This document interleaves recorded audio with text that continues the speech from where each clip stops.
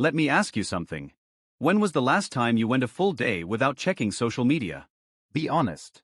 Most of us can't even sit in silence for 5 minutes without reaching for that glowing screen. What if I told you, your phone isn't just stealing your time, it's stealing your life? Think about it. Every scroll, every notification, every like, it feels harmless. But these platforms are designed to hook your brain the same way casinos hook gamblers. That endless feed? It's a slot machine. You pull down, and you might get a reward, a funny video, a message, a like. And your brain craves it. I remember a friend of mine who always said he didn't have time to work out, read, or chase his goals. Yet, when he checked his screen time, it showed 6 hours a day on his phone. That's 42 hours a week. Imagine what he could have built with that time.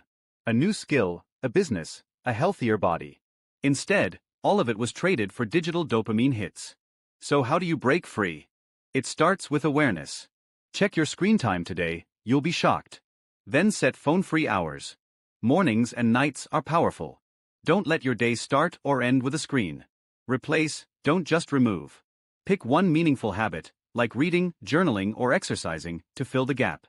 And design your environment. Turn off notifications, move social apps off your home screen, and make distraction harder to access.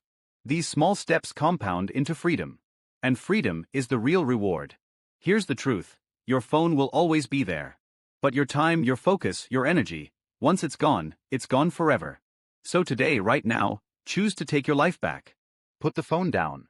Step outside. Start building something that lasts longer than a post, a reel, or a like. Because the world doesn't need another person lost in endless scrolling. It needs you, fully awake, fully alive, and fully present. Thanks for watching this video. If you found it useful, make sure to like the video and subscribe to my channel for more content. I will see you in the next one.